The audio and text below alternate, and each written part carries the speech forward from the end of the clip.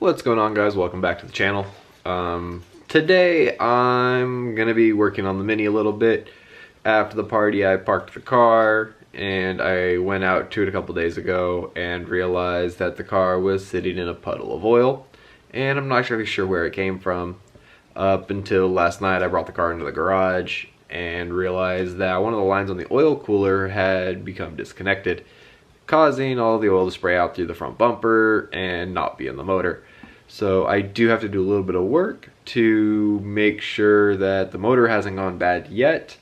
So I'm gonna fix the oil cooler hose and then top off the oil and start the car to see how bad the motor sounds.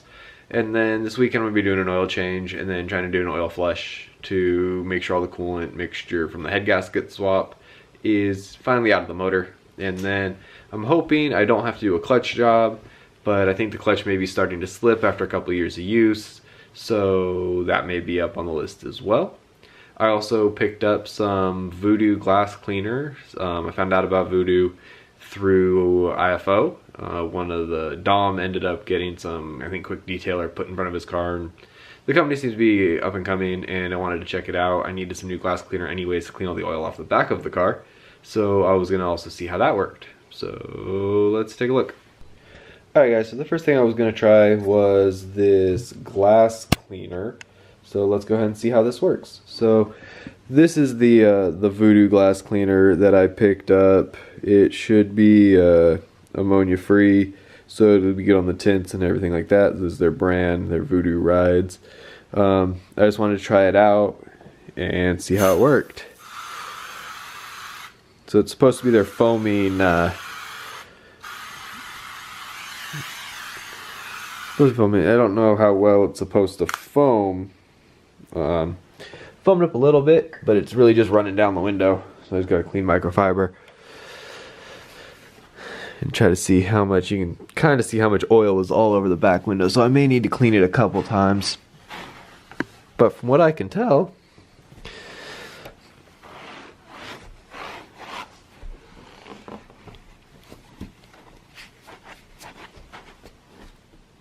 it's actually cleaning up pretty well. There guys, here is the oil cooler I have mounted. It is a little bit in front of the radiator, kind of, but I still get enough airflow.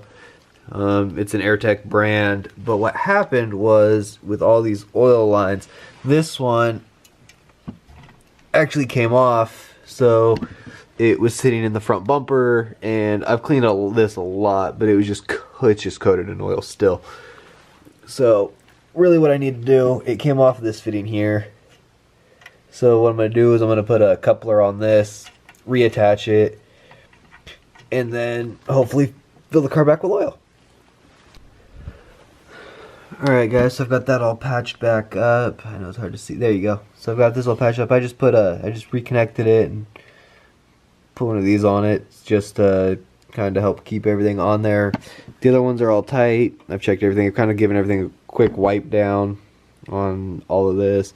Wipe all this down. There's no really oil anywhere. There's oil under the car.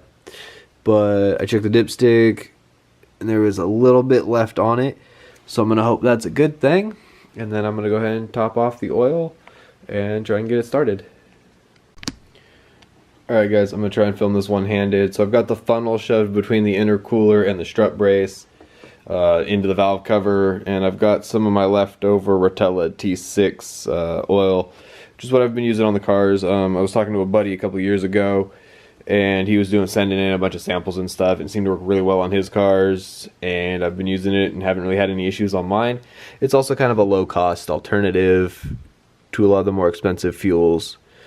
So I'm just going to dump this in. I got to be careful with not trying to overflow it because it doesn't cover the back of the valve cover with the way the funnel's kind of plugged in. I already checked the dipstick and there was a little bit left on it, so I cleaned the dipstick off. And I'm just kind of going to fill this enough. Then I'm going to look under the car and make sure it's not leaking out anywhere. It's a little hard to see the leak because I do have the skid plate, but there's not that much in here left in the container, so I'm just going to kind of top it off. I'm going to kind of finish it off. I've got more oil in the other car, and then again I'm going to do an oil change this weekend. but I more want to make sure that I can run the car and see how bad the chains are, so I don't have to pull the whole motor back apart and check on that. Because if I end up pulling the motor apart, there is a good chance that a part out would be coming. I've either got to decide to fix the car again and see where that goes, or there is a chance of possibly picking up a new project car slash daily, contemplate what's going to go on with the CC, but I would then try and pick up another car. Other than that, next future projects, I want to go ahead and try to remove this liner. It's kind of hanging a little bit. I put the intercooler through it, and then it does rub on the strut brace in a couple spots. It rubs here and here, just about here and here. Up on here, you can kind of see it. So I tried to repaint this really nice and then close the hood after everything had dried and the heat had caused the foaming to come off. So what I want to do is I want to try to get that gold heat wrap and try to make under the hood a little bit nicer and keep the heat down with the intercooler and everything else. So I'm going to go ahead and check the dipstick and see how that goes and see if I need to add more oil before I can start the car. Alright guys, so I was able to top off the oil and the color looks okay, so I think I may only have to do a couple of oil changes to get all the coolant out.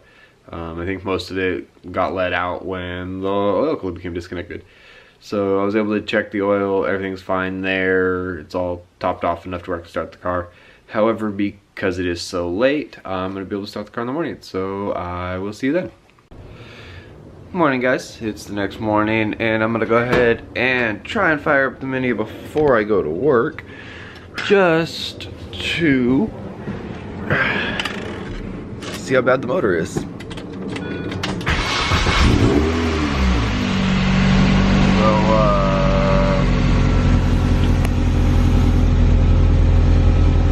I do have a check engine light. I know what the code is. I already know what the code's for.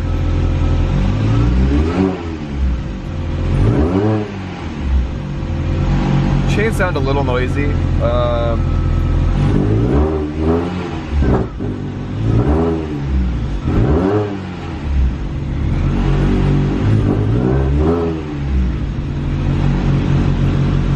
So, from what I can tell, it's a pain to get out of these seats.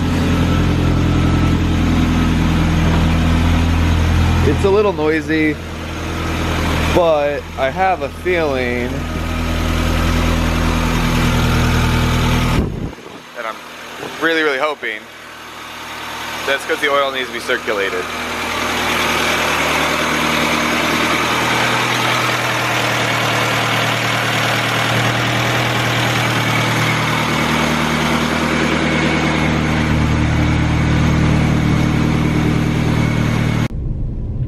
Hey guys, so I was able to start the Mini up and I don't know if I'm adding the clip or not yet, but it's making a little bit of noise.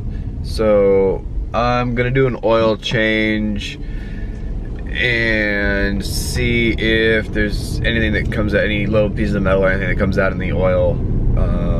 Other than that, I've already got the new filter. I picked that up yesterday, and then I'm going to pick up some more oil. I'm probably gonna do the oil change tomorrow, and I'll bring you guys along for that. I'm pretty much just gotta throw the Mini on the lift, drop the skid plate, and see how bad the oil looks. I added a bunch of oil last night in order just to double check and make sure there was enough oil in it before I started it, just so, you know, I wasn't running the motor without more oil. So I did add enough oil, but it's making a little bit of noise. So I guess I'll have to wait till tomorrow to see how bad it actually is.